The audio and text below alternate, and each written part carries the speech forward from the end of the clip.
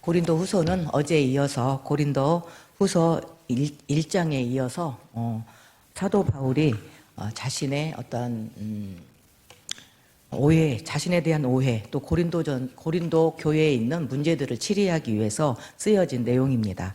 1절에서 보면은 사도 바울이 다시는 근심으로 너희에게 나아가지 않겠다 이렇게 시작을 하고 있는데요. 사도 바울이 그 근심, 그 문제를 처리하고 고치는 그런 문제들로 인해서 고린도 교회에 직접 가지 않겠다 스스로 다짐을 했습니다. 그런데 그 이유는 고린도 교회에 근심으로 가서 문제를 처리하고 문제를 일으킨 사람들을 권징하게 될 때, 권징은 권면하고 징계하는 것이죠. 권징하게 될 때 서로에게 상처가 되고 마음을 상하게 할 것이며 교회는 또 혼란스럽게 될 것이고 성도들은 근심하게 될 것이기 때문입니다. 그래서 그렇게 내가 직접 가지 않고 편지를 써서 보내겠다 이렇게 얘기를 하고 있습니다. 직접 가서 문제를 해결하게 될 때 교회를 분열시키고 주의 일꾼들을 넘어뜨리려는 자들만 기뻐할 것이기 때문이다. 왜냐하면 그것으로 인해서 교회가 혼란스러워지고 또 성도들이 근심하는 그런 일들이 발생하는 것에 대한 많은 염려를 가지고 있다는 것을 나타내고 있습니다. 그리고 직접 가지 않고 편지를 쓰는 것은 더 나은 때와 더 나은 방법을 고심하여서 내린 결정이라고 얘기를 하고 있습니다. 3절에는 편지를 쓰면서 사도 바울이 교회에 갈 때 기뻐해야 될 성도들이 그러한 일들로 인해서 근심하고 마음의 상처가 될까 염려하고 있습니다. 목회자는 성도의 기쁨이 되어야 되고 성도는 목회자의 기쁨이 되어야 됩니다. 하나님께서 복음 사역을 위해서 주의 일꾼들, 그 사역자들을 세우셨고 그들을 도와서 협력하여 교회를 세우기 위해서 성도들을 세우셨습니다. 그런데 이 기쁨이 어떤 문제들로 인해서 오해로 인해서 상처가 되고 근심이 되어서는 안 됩니다. 목회자는 성도를 섬기고 성도는 목회자를 섬기며 협력해야 합니다. 목회자가 성도가 하나가 되어서 하나님의 나라를 세워 나아갈 때 우리가 하나 기억해야 될 것은 하나라는 것을 여러분들이 연합을 힘써 지키시기를 바랍니다. 그리고 그 하나의 사랑으로 이 교회를 우리의 하나님께서 주신 복음 사명을 감당해 나가야 된다는 것을 항상 기억하시기를 바랍니다. 4절에 고린도 교회는 사도 바울이 개척한 교회입니다. 그런데 고린도 교회의 문제로 인해서 바울은 마음에 큰 눌림과 걱정이 있다 이렇게 얘기를 하고 있습니다. 그래서 그 많은 걱정들로 인해서 눈물로 기도하며 성령으로 인도해 주실 것을 바라며 눈물의 편지를 쓰고 있습니다. 편지의 내용은 이 복음서에서는 자세히 나오지 않습니다. 하지만 고린도 교회에 많은 문제들이 있었다는 것을 우리가 알고 있기 때문에 교회를 바로 세우기 위한 책망과 또 문제를 바로잡을 것을 바라는 그런 내용과 거짓 교사들과 이단의 선지자들에 대한 권징에 대한 권면의 말들로 성도들에게는 아픔이 되는 내용이었을 것입니다. 책망을 받는 자들이 기뻐할 수는 없거든요. 그 책망을 기쁨으로 받으면 다행이지만 책망을 하고 권징을 할 때 그것이 아픔이 되고 상처가 된다는 것을 알고 있기 때문에 사도 바울은 그것을 많이 염려하면서 눈물로 기도를 하며 편지를 쓰고 있습니다. 편지를 써서 전하는 것이 성도들에게는 상처를 주려는 것이 아니라 오히려 성도들을 향한 넘치는 사랑이 있기 때문에 내가 지금 이렇게 눈물로 편지를 쓰고 있다. 이런 바울의 마음을 전하고 있습니다.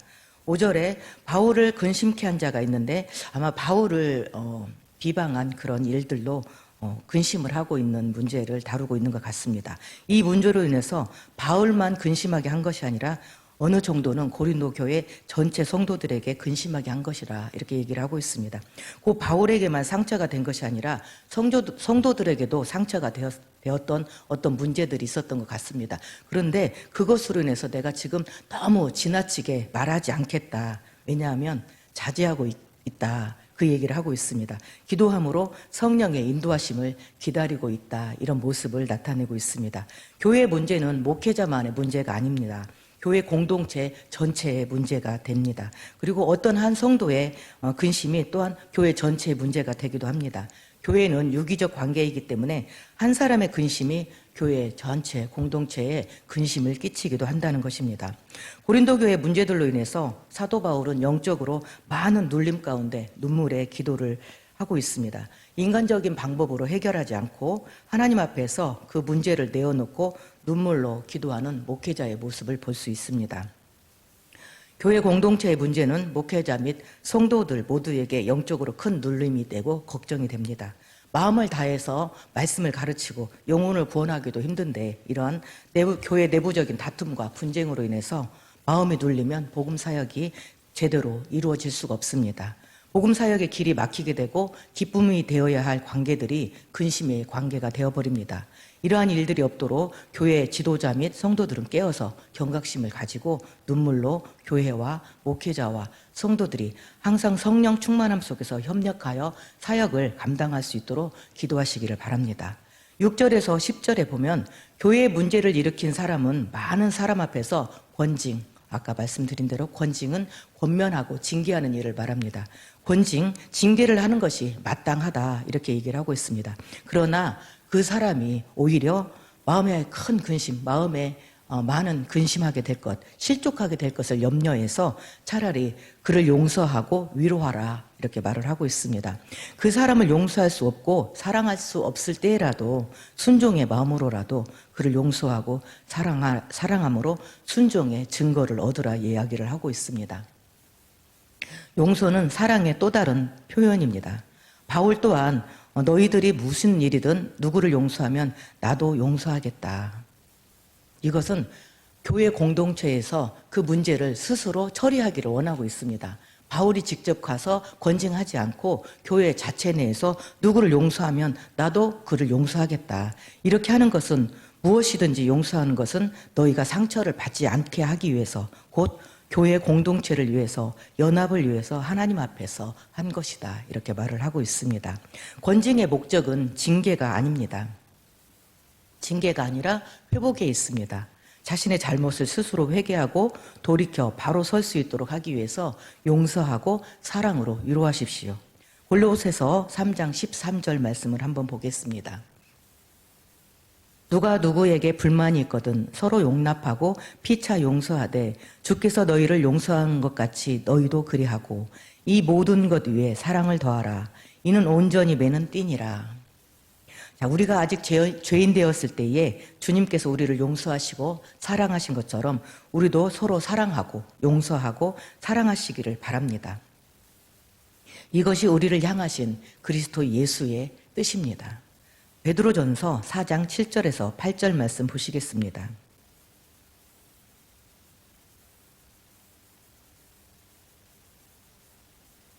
베드로전서 4장 7절에서 8절.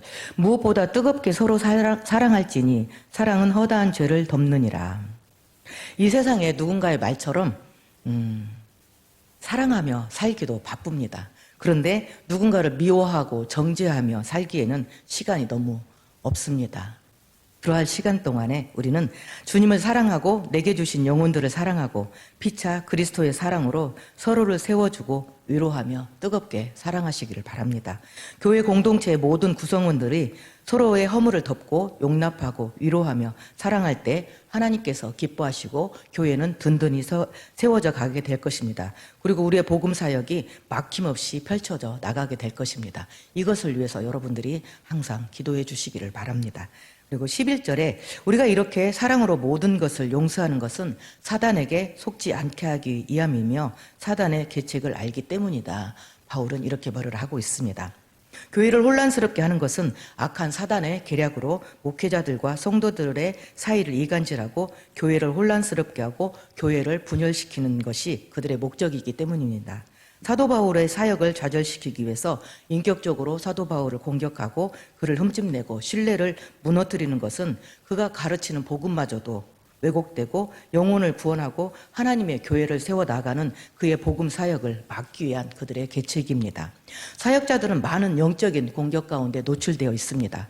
사단은 교회를 무너뜨리기 위해서 먼저 교회의 지도자인 목회자들을 공격합니다.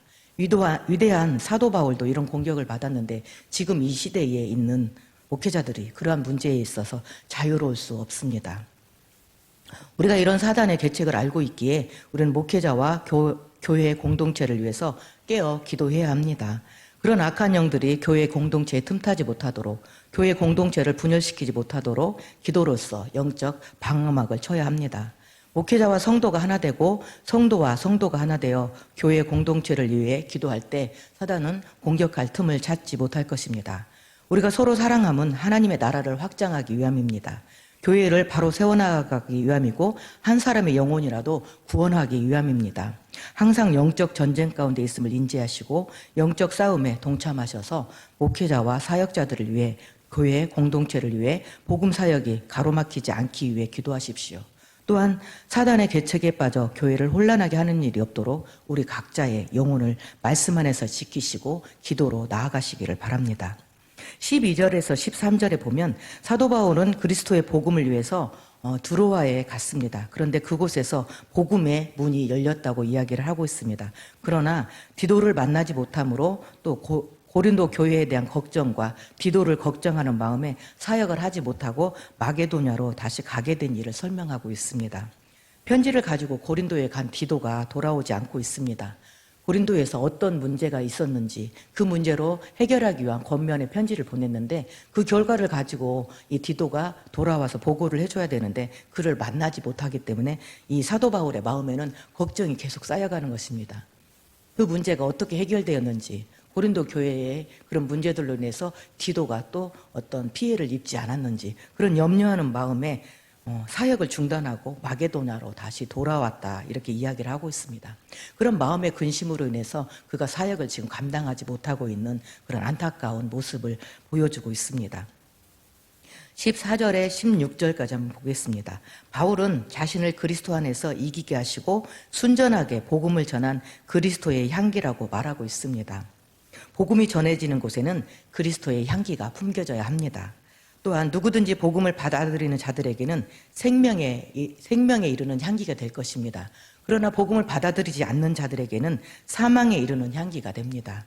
어떤 자들에게든 우리는 사망에 이르는 향기를 내든지 생명에 이르는 향기를 내든지 복음을 전하는 자들에게는 그리스도 예수의 향기가 품겨져 나가야 됩니다. 우리 또한 생명을 전하는 그리스도의 향기가 되어야 하며 모든 환난과 시험을 이기고 그리스도의 자녀로서 거룩하고 아름다운 향기를 풍기는 그리스도 예수의 제자의 삶을 살아야 하겠습니다. 17절에는 세상에는 사람들을 혼탁하게 하여 자기를 따르게 하려는 자들이 많이 있다 이렇게 이야기를 하고 있습니다. 고린도 교회에 있었던 이단을 전하는 선지자들이나 거짓 교사들은 자기를 따르게 하려고 자기 당을 만들고 많은 사람들이 자기를 따르게 하기 위해서 거짓 말씀들을 전하게 되었고 참 진리를 전하는 사도 바울을 오히려 비판하며 그를 인격적으로 공격하는 그런 일들이 있었습니다. 하지만 하나님의 참된 그리스도의 종들은 하나님의 말씀을 혼잡하지 않고 오직 순전한 마음으로 하나님께 받은 참 진리의 말씀을 하나님 앞에서와 그리스도 안에서 진실하게 전해야 됩니다. 개인의 어떤 생각과 사사로운 그런 육신의 생각 가운데서 하나님의 말씀을 전하는 것이 아니라 오직 하나님께로 받은 하나님의 참 진리의 말씀, 하나님께서 명하신 순전한 복음을 전해야 된다. 이렇게 사도 바울은 이야기를 하고 있습니다. 우리 모든 성도들도 하나님의 진리의 말씀을 전하는 그런 그리스도인의 아름다운 향기를 품어내는 그러한 성도들이 되기를 바랍니다. 그렇게 하나님의 나라의 말씀을 하나님의 순전한 향기를 전하게 될 때 하나님의 나라가 확장되어져 갈 것이고 우리 교회는 든든히 세워져 갈 것입니다. 우리가 하나님의 이 복음 사역이 막히지 않도록 날마다 깨어 기도해 주시기를 바랍니다. 기도하시겠습니다.